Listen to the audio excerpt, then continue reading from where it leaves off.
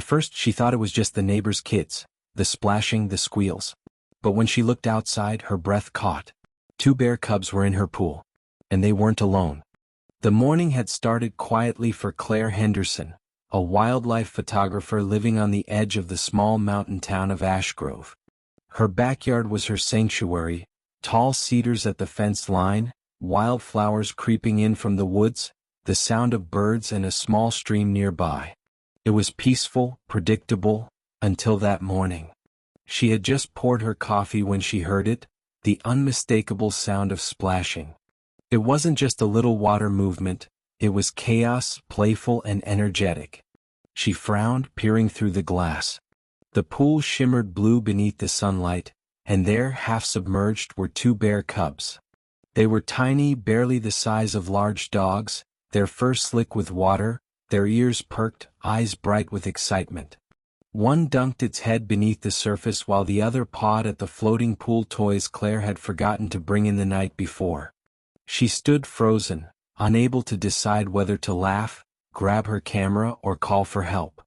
Her heart pounded, but curiosity overrode fear.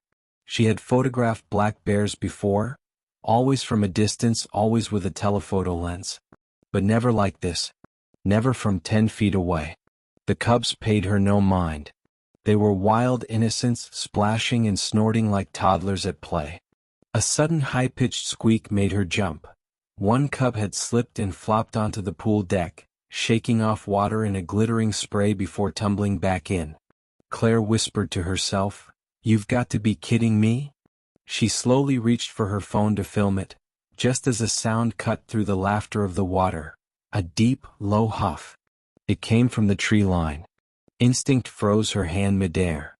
The cubs stopped too, their heads turning toward the forest beyond the fence. Claire followed their gaze and saw a shadow move. Heavy. Controlled. Watching.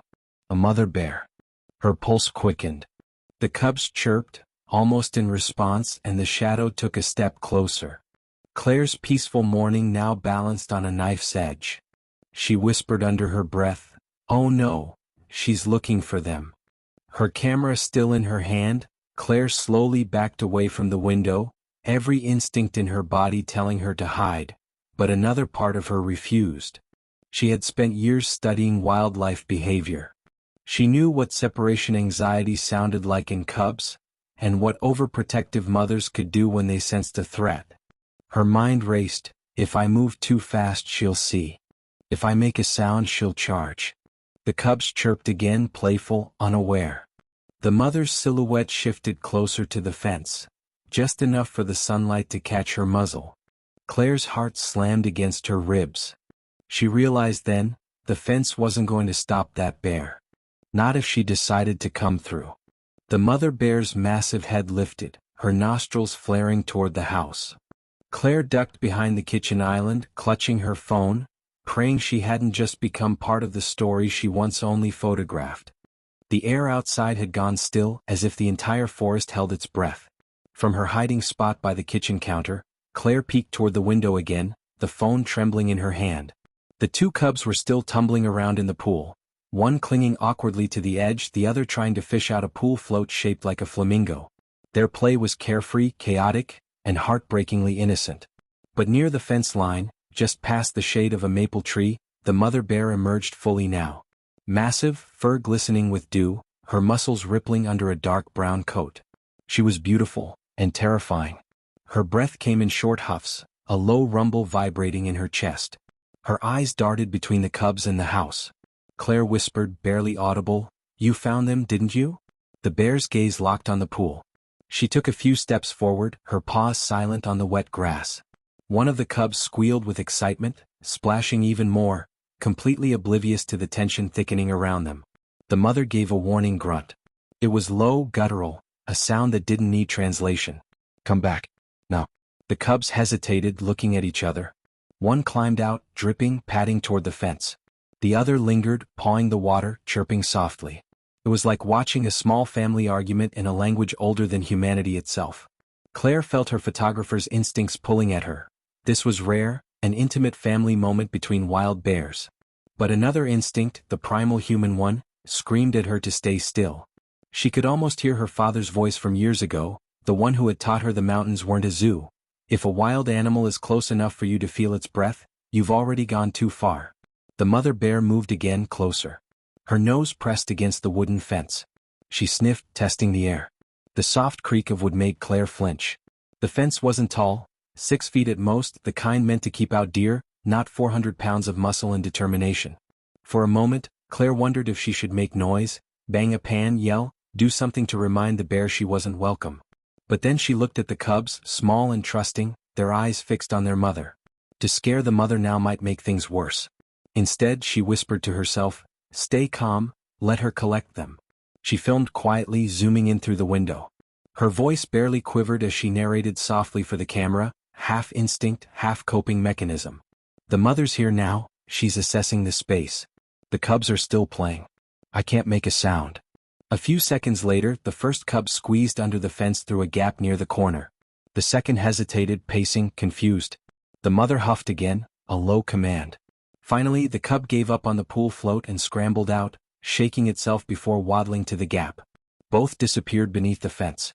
Relief flooded Claire's body. She exhaled shakily, her shoulders dropping. It was over, or so she thought. Then came a thud. The mother bear's weight pressed against the fence as she sniffed again, this time right near the patio door. The wood groaned, bending under her force. Claire froze.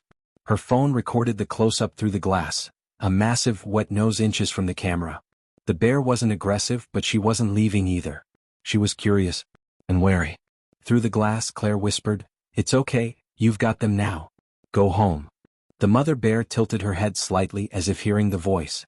Then she made a low, vibrating moan, something between warning and reassurance, before turning her head toward the trees. In a moment of grace, she lumbered away, disappearing into the forest's shadow. The cubs chirped from somewhere beyond the trees, and Claire watched them reunite, brief, tender, instinctive. Her heart ached in a way she didn't expect. She stopped recording, setting the phone down. Her hands shook as she reached for her coffee, now cold. The backyard looked the same as before, but something had changed in her. The invisible line between her home and the wild had blurred. As she turned toward the sink, she heard it, a soft splash. Her stomach dropped. Slowly, she looked back toward the window. One of the cubs had climbed back into the pool. The soft plunk of water echoed again, faint but unmistakable. Claire's heart stopped. She turned slowly, her gaze locking onto the backyard through the window. Sure enough, one of the cubs had clambered back into the pool, its little body half submerged as it paddled clumsily in circles. Droplets sparkled in the sunlight, each splash breaking the fragile peace that had just settled. She blinked hard, disbelieving. "You've got to be kidding me?" The mother bear had only just left, melting back into the woods with her other cub. For a brief, perfect moment, Claire had thought it was over, the kind of surreal wildlife encounter she'd tell her friends about, laugh nervously over, maybe even upload as a nature short later. But this was trouble. Because if the cub was back, its mother wouldn't be far behind. Claire gripped the edge of the counter, her mind racing. She knew enough about bear behavior to understand the risk. Separation triggered anxiety in both mother and cub. The little one was too curious for its own good, and the mother, guided by instinct, would return the moment she realized her cub was missing. The cub squeaked playfully, dunking its snout beneath the surface, sending ripples of silver across the pool. Its innocence was almost disarming. There was no malice here, no threat. Just a wild creature following curiosity where it shouldn't. Claire's phone still recorded from the window ledge, capturing everything. She debated calling the local ranger station, but she hesitated. By the time anyone arrived, the cub might panic. Worse, the mother might already be on her way back. Her instincts warred inside her, professional versus personal, observer versus protector. "If she comes back and finds it here," she murmured, half to herself. The thought finished itself in her mind. It could end badly. Claire's camera zoomed in on the cub's face, round, bright eyes, dripping fur, a pink tongue lolling from effort. Its paws slapped at the water playfully. The image was so absurdly adorable it broke through her fear for a second. Then came the faint crack of a twig from the tree-line. Claire's breath caught. She knew that sound too well now. Her pulse hammered as she whispered, "She's coming back." The cub seemed to hear it too. It stopped, looking toward the woods with a soft chirp. Silence followed, a silence heavy with expectation. And then, from the shadows, the mother emerged again. She was faster this time, her movements more urgent. Her nose twitched, nostrils flaring, eyes darting between the cub and the house. She gave a deep, throaty woof, not aggression but warning. A summoning call. The cub hesitated. It wasn't defiance, just confusion. The pool was fun, new, safe. The mother's tone meant danger, but the cub didn't yet understand from where. Claire felt her throat tighten. She couldn't let this escalate. Every wildlife safety instinct she'd learned screamed that proximity was the real threat, not from her to them but from how close the cub was to human property. The mother might try to scale the fence again. And so, for the first time, Claire made a decision that crossed her own line. She opened the sliding door. The soft click sounded louder than thunder. The cub froze mid-splash, staring. The mother's head snapped toward the movement. Claire stepped out slowly, barefoot, hands visible, her voice steady but gentle. "Hey, little one. Time to go home, okay?" The cub tilted its head, curious but unafraid.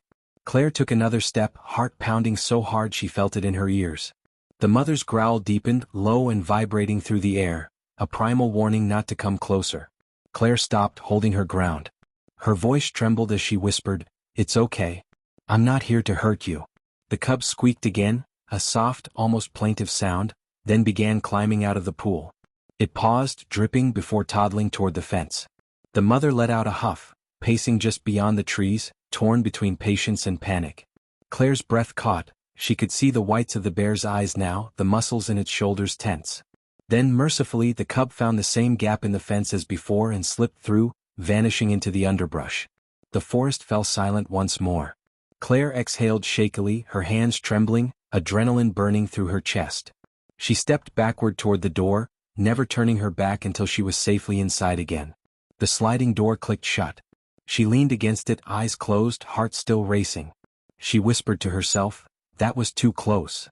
Then, almost absurdly, she smiled, a small, disbelieving smile. Because part of her, deep down, knew she'd just witnessed something few ever would. The delicate, dangerous balance between curiosity and survival. But as she replayed the footage on her phone, one detail made her freeze, a reflection in the glass. There had been another bear, smaller, lingering near the treeline. And it wasn't one of the cubs. For a long moment, Claire just stared at her phone screen, unable to move.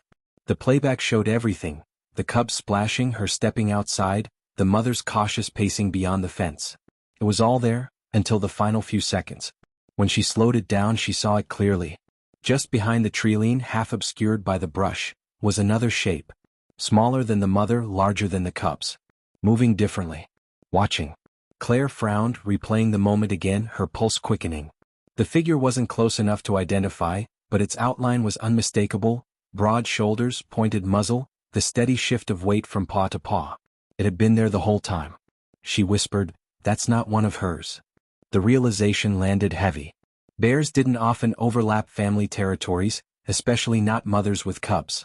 Another bear that close could only mean one thing: food, curiosity, or confrontation. Her stomach tightened. She glanced back toward the yard through the glass. The pool rippled softly, leaves drifting on its surface, sunlight flickering through the branches. The forest beyond looked calm, but the silence felt wrong. Too heavy. Too still. Claire's instincts told her to retreat, lock the doors, wait it out. But another part of her, the part that had built a career out of patience and observation, told her to document what was happening. Encounters like this were rare. And unpredictable. She slowly picked up her DSLR camera from the counter, switching the lens to a 300mm zoom. The world narrowed through the viewfinder as she focused on the treeline. The image sharpened, green shadows, movement between branches, and then she saw it. A young male bear, perhaps 2 or 3 years old. His fur was darker than the mother's, his frame lean but strong. He moved with cautious intent, his head low, eyes locked on the direction the mother and cubs had gone. He wasn't hunting. Not exactly. But he was following. Claire whispered, "Oh no." Young males were often curious, but in spring or summer, they sometimes posed a danger to cubs. She knew that from years of research, and from every warning sign the rangers had drilled into locals: never interfere. Let nature balance itself.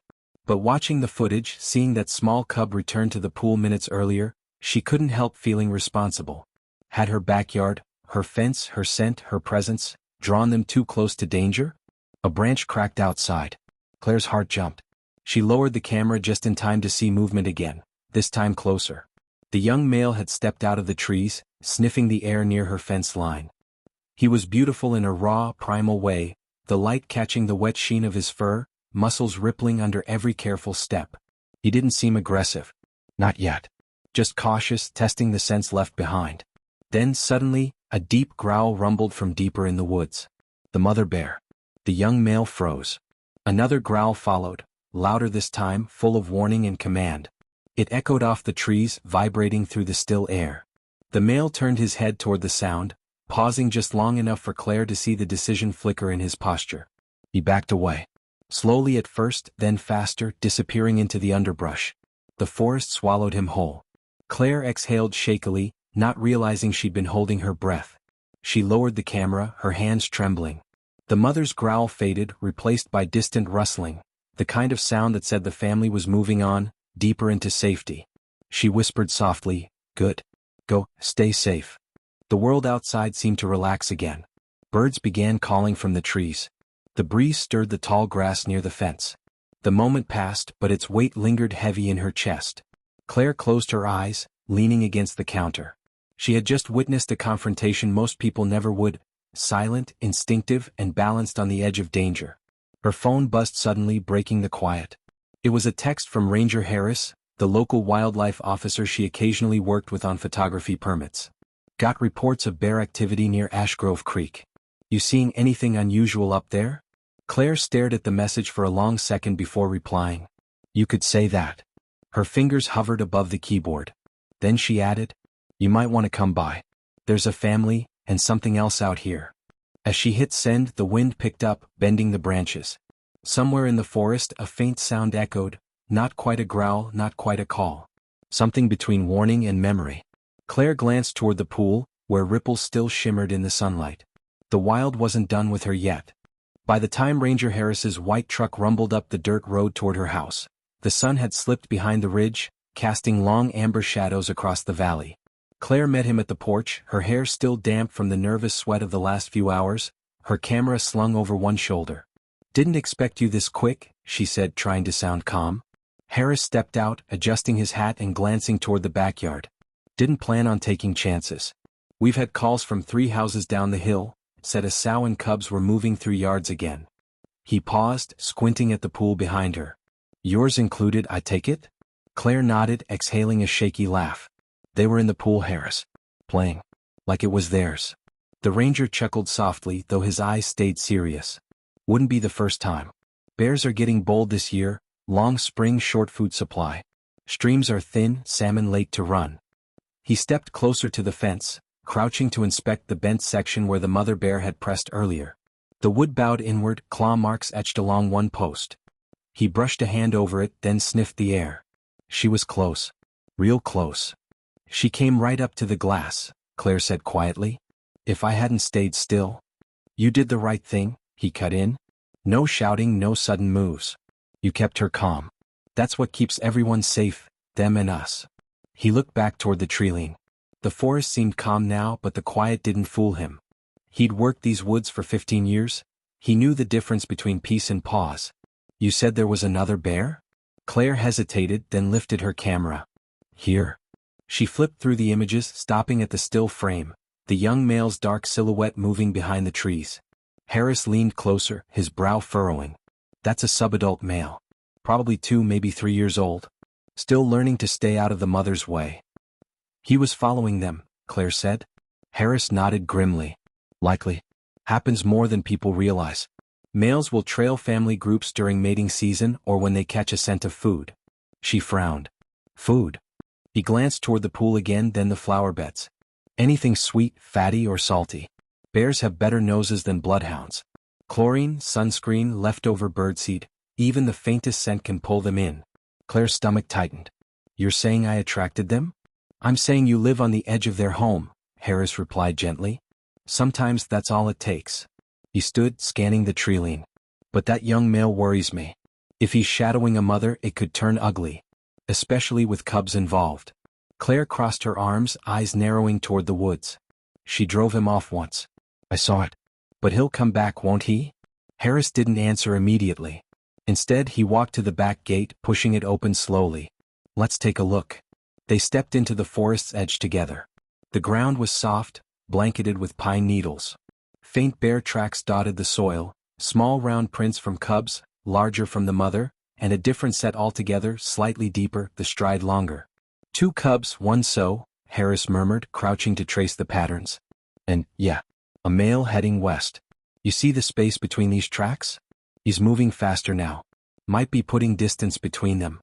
Claire followed his gaze, heart easing just a little. So maybe it's over. Maybe, Harris said quietly. Then, as if on cue, a distant sound rolled through the trees, a heavy crack like wood snapping under pressure. Both of them turned sharply. Harris raised a hand. Stay here. But Claire's instincts as a photographer kicked in again. She tightened her grip on the camera. If it's them? He shot her a look that silenced her immediately. If it's them, we don't interfere. The forest thickened around them as they moved cautiously forward. The light dimmed, golden hues fading into deep green. Every sound, a shifting branch, a drip of water, a single bird call, seemed magnified. Then through a gap in the brush Claire saw it. A shape moving low to the ground, shadowed by trees. Her breath caught. It wasn't the mother. The young male had returned. But this time he wasn't alone. Something dangled from his mouth, a torn plastic bag, the remains of someone's trash, glittering faintly with oil and crumbs. Harris swore under his breath. That's why he's back. Claire frowned. Trash. Someone's feeding him or not locking bins. He's learning easy food means humans. He straightened, eyes grim. That's how bears get shot, Claire. Not for what they do, for what they learn. She looked at the young bear, still chewing quietly near a fallen log. It was calm now, unaware of the tragedy those words carried. Can we fix it? She asked softly. Harris exhaled. We can try. But it starts here. The wind shifted then, carrying a faint scent of chlorine from her pool toward the trees. The bear's head lifted, nostrils twitching. And slowly, deliberately, it turned toward them. The air tightened around them, the kind of stillness that made every breath sound too loud, every heartbeat feel exposed. The young male bear had turned fully now, his dark eyes catching faint gold from the sinking sun. His muzzle glistened with oil from the torn trash bag, and for a moment he simply stared at the 2 humans. Claire froze, her fingers tightening on the camera. The forest around them seemed to hold its breath. Ranger Harris whispered, "Don't move." He raised one slow hand, signaling her to stay still as he shifted his stance, feet planted but body low. The bear's nostrils flared, the muscles in his shoulders rippling beneath his thick fur. He wasn't charging, not yet, but the tension in his body spoke of confusion. He'd been rewarded by the scent of food before. Now he smelled humans, chlorine, something familiar and something wrong. Claire swallowed. He's not leaving. Not yet, Harris murmured. He's deciding what we are. The bear took a slow step forward, the ground crunching softly beneath his paws. Another step. The distance between them shrank, 40 feet, 35. Harris's hand went to his belt where a small bear spray canister hung, but he didn't draw it. Not unless he had to. Bears reacted to sudden movement more than sound. Claire's instinct screamed at her to run. Every survival reflex in her body wanted to flee back toward the yard, the house, the safety of a door. But something else, something deeper, held her there. A strange recognition in the bear's eyes. Fear, yes, but also hunger and confusion. He's young, she whispered. He doesn't know better. Harris didn't look away from the bear. Doesn't matter if he's young. If he links humans with food, he's done. They'll put him down. Those words hit her harder than she expected. Put him down? But he's not tame.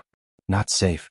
You can't teach a wild bear to unlearn easy food, Harris said softly. That's the line we always cross too late. The bear's head lifted higher. The wind shifted again, carrying the faintest hint of chlorine and garden flowers. His ears flicked. Then, from deep in the woods behind him, a low guttural growl rolled through the air. Claire's heart jumped. The mother? Yeah, Harris breathed. She's calling the cubs back. The young male froze, head turning toward the sound. The growl came again, deeper this time, sharper, the sound of ownership. The forest itself seemed to react. Birds startled from branches, a squirrel bolted through the underbrush. Then, as if torn between instinct and impulse, the young bear dropped the plastic bag and turned halfway toward the sound. His claws dug into the earth. He hesitated. Come on, Harris muttered quietly, almost pleading. Go. The bear's head snapped back toward them once more, one final look, and then with a snort he lumbered into the shadows, vanishing between the trees. The silence that followed was heavy, trembling. Claire exhaled shakily, realizing only then how hard she'd been gripping her camera. That was close. Too close, Harris said. He's curious now. He'll come back. She turned to him sharply. Then what do we do? He glanced toward the fading light through the trees. You clean up everything that smells human, food, trash, sunscreen, pool toys, all of it. I'll talk to the other homes on this stretch. If one of them's leaving garbage out, that's feeding him too. And the mother? Claire asked. She'll keep her cubs clear of him if she can. But if he pushes again? His expression darkened.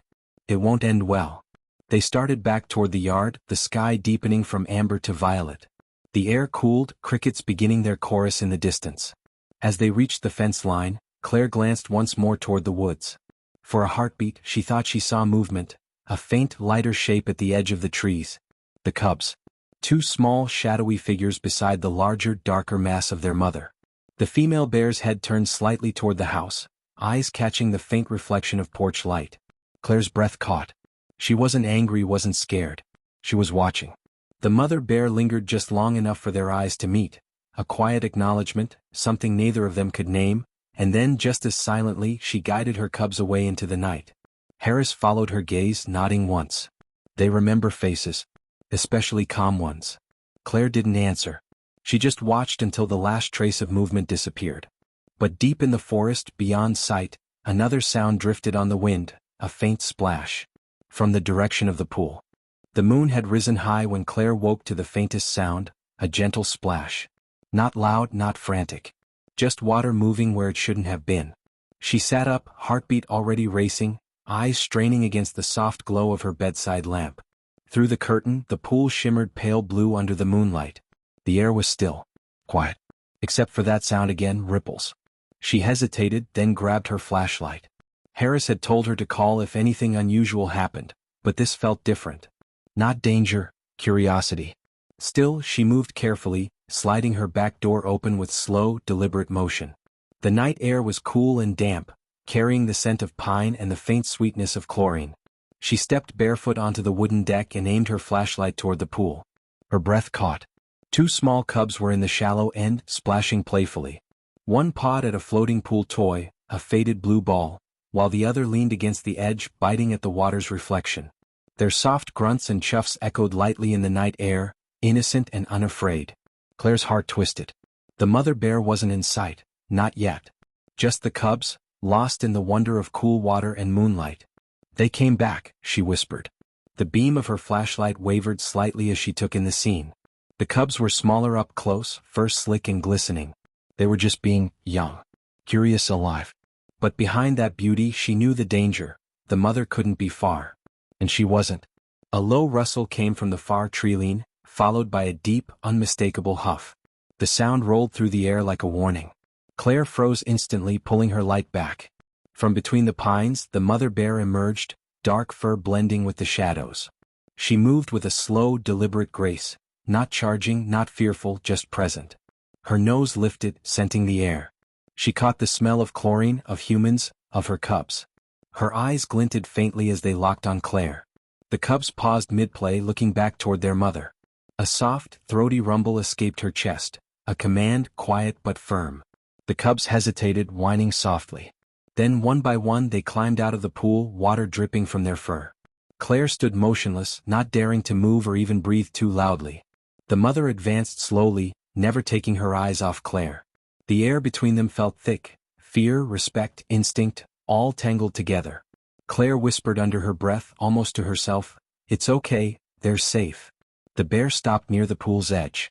For a moment, her massive reflection shimmered beside her cub's smaller ones. The moonlight painted the scene in pale silver, wild and heartbreakingly beautiful. Claire wanted to reach for her camera, but she didn't. Not this time. This wasn't for recording. This was for remembering. The bear gave one final huff and nudged her cubs toward the treeline. The little ones obeyed, glancing back once before disappearing into the darkness. The mother lingered another moment, gaze steady on Claire, unreadable but not hostile. Then she turned and followed. The silence that followed was total. Even the crickets seemed to have stopped.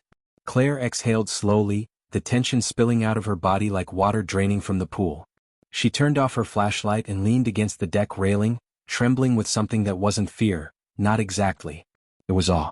She whispered into the night, "You don't belong here, but thank you for showing me why."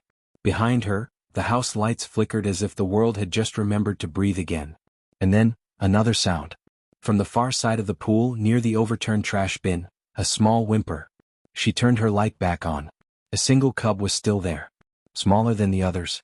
It hadn't followed its mother. The soft whimper came again, thin, almost like a child's cry carried through the night air. Claire's light swept across the pool deck, then stopped. There, near the overturned garden hose, a tiny bear cub sat trembling. It was soaked, shivering, its fur slick and darkened by water. The other two cubs and their mother had vanished into the trees, leaving this one behind, too small, too slow. Claire's heart lurched. Oh no. The cub looked around, whining softly, then toddled toward the bushes at the yard's edge, unsure which direction to go. Every few steps it stopped, snuffling the air. The sound of its distress cut through her, sharp and helpless. She knew she shouldn't interfere. Harris's words echoed in her head. Never step between a cub and its mother. Never approach. But the mother was gone. And the little one was lost. The cub stumbled, slipped on the wet patio and gave a frightened squeak. Claire stepped forward before she could stop herself, flashlight beam trembling across the grass. Hey, little one," she whispered softly, voice low and steady. "It's okay. You're okay." The cub froze, staring straight at her. Its ears twitched, nose dripping, eyes wide with confusion. It didn't bolt, not yet. Claire crouched slowly, making herself smaller, the way Harris had taught her earlier. She kept her distance, 10 feet at least, and placed the flashlight gently on the ground so the beam glowed upward. The cub made a tiny grunting sound, half fear, half curiosity.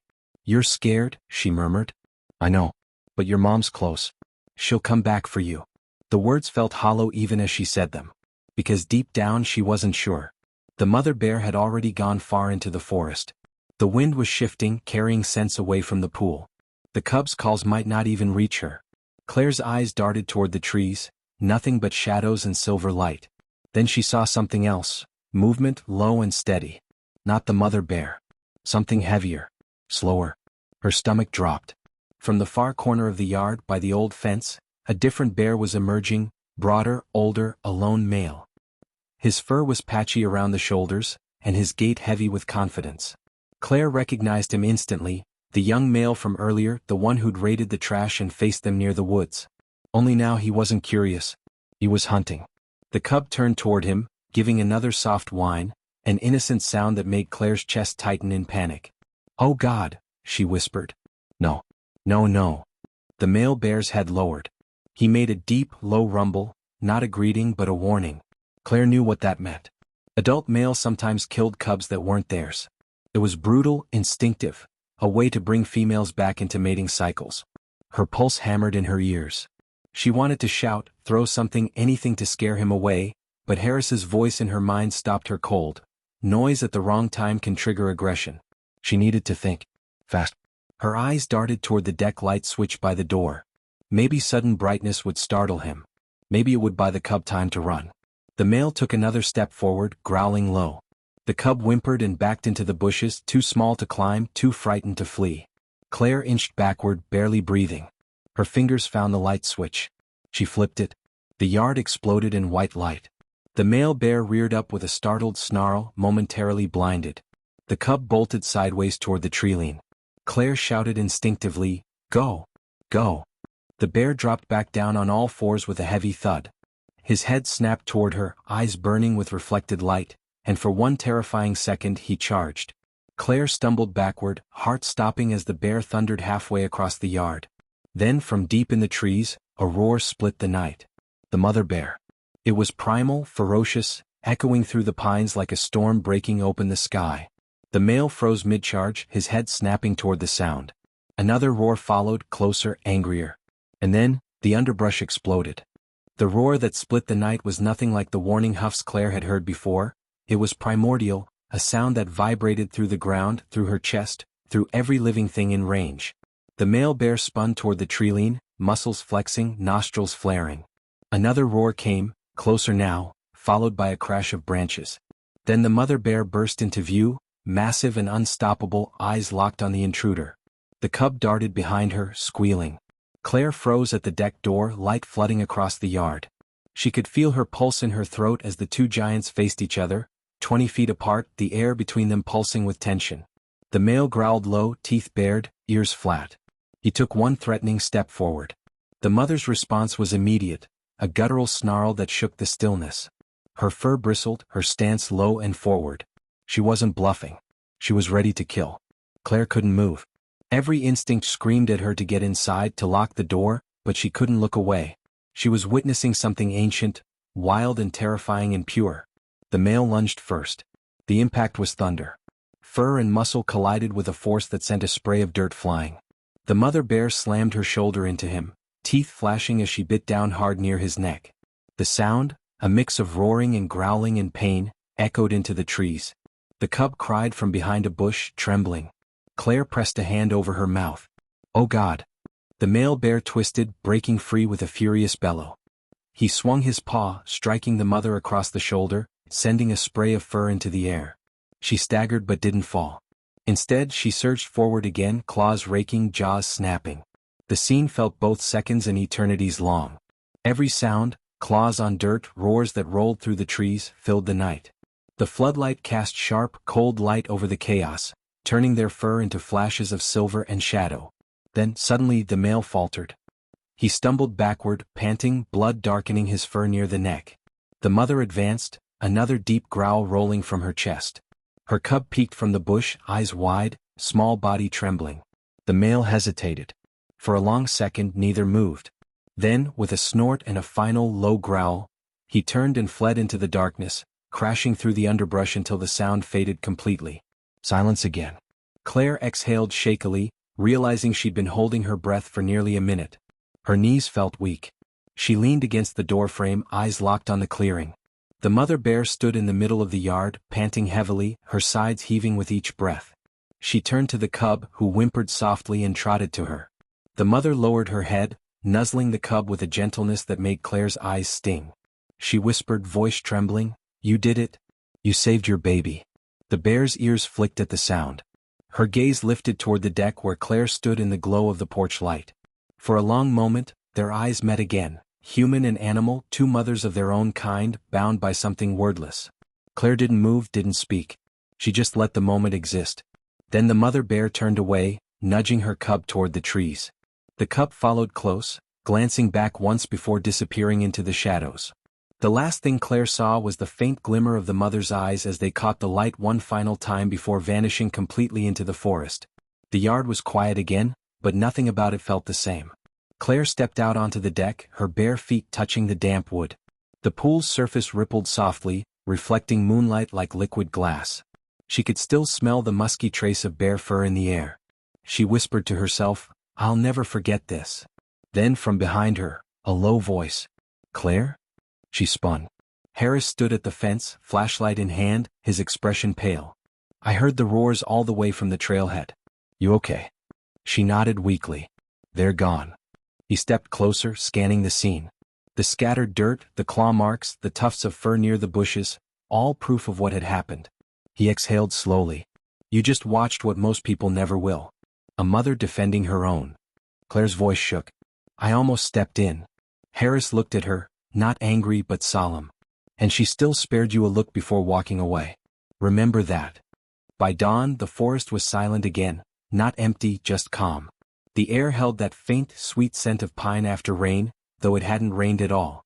It was the aftermath, the earth settling after a night of wild motion. Claire sat on the back steps of her deck, wrapped in a blanket, watching the light spread slowly through the trees. Her pool, once the scene of chaos, looked ordinary again. Calm. Deceptively normal. But in the soft dirt by the fence, she could still see the tracks, massive paw prints, claw marks raked into the soil, and smaller impressions where the cubs had run. It wasn't a dream. It had all happened. The back gate creaked open. Harris stepped in quietly, carrying 2 steaming mugs of coffee. His boots left fresh imprints beside the bear tracks. "Didn't sleep?" he asked gently. Claire shook her head. "Couldn't." He handed her one of the mugs. "Figured." They sat in silence for a while, listening to the forest waking, the distant trill of birds, the rustle of squirrels in the canopy, the faint hum of life returning. Finally Claire spoke. I didn't realize how fast things can change out here. One moment they were just playing. The next it was life or death. Harris nodded slowly. That's the line nature walks every day. No warnings, no rules. Just instinct. She looked at him, her voice quieter. She could have attacked me. But she didn't. She knew you weren't the threat, Harris said. You stayed calm, didn't corner her cub, didn't scream. Most people would have panicked, and that's when it goes bad. Claire traced the rim of her mug, her mind replaying the image of the mother bear standing under the light, blood on her fur, breath heavy but eyes clear and aware. She looked right at me, Harris. Like she understood. He gave a faint smile. Maybe she did. Bears remember faces. They remember safety. You didn't harm her young, that matters. The early sun filtered through the pines, painting gold over the battered lawn. The claw marks gleamed faintly in the light. Claire sighed. What happens now? Will they come back? Maybe, Harris said. But now they know where food isn't. I'll put in a report, let the other residents know. We'll reinforce your bins and cover the pool at night. She'll move her cubs deeper in the range. And the male? Won't risk her again, he replied firmly. She made sure of that. They both fell quiet again. The forest was peaceful, but beneath it, there was that hum of life Claire would never ignore again. After a moment she stood and walked to the pool's edge. A single blue ball floated near the corner, still bobbing softly. One of the cubs had played with it the night before. She picked it up, dripping with cold water, and smiled faintly. Funny, she said softly, how something so innocent can start a storm. Harris chuckled. Welcome to life on the edge of the wild. She looked out at the forest one last time, eyes searching the shadows between the trees. Somewhere out there, the mother bear was resting with her cubs, safe, alive, watching over them like she always had. Claire whispered, more to the trees than to Harris, I hope she knows I wasn't trying to keep them out, just keep them safe. Harris glanced at her. She does. Trust me. A breeze moved through the pines then, soft, steady, carrying the faintest sound of movement far off in the woods. A rustle, a low grunt, a cub's tiny chuff. Claire smiled. She's still close. Maybe saying goodbye, Harris said quietly. Claire watched the trees until the sound faded, then turned back toward her house. She looked once more at the prints by the fence, the marks that would soon fade with the next rain, but the memory wouldn't. Not ever. As she stepped inside, she looked back at the quiet pool. The reflection of the morning sky rippled slightly in the breeze. She whispered, Thank you for the visit. And in that still, sunlit yard it felt, for just a second, as if the forest itself was listening. Claire's voice softens as the screen fades to morning light. Sometimes the wild reminds us that boundaries don't separate us. They teach us respect. If you believe every encounter with nature has a lesson, remember to subscribe, and listen closely. The forest is always whispering.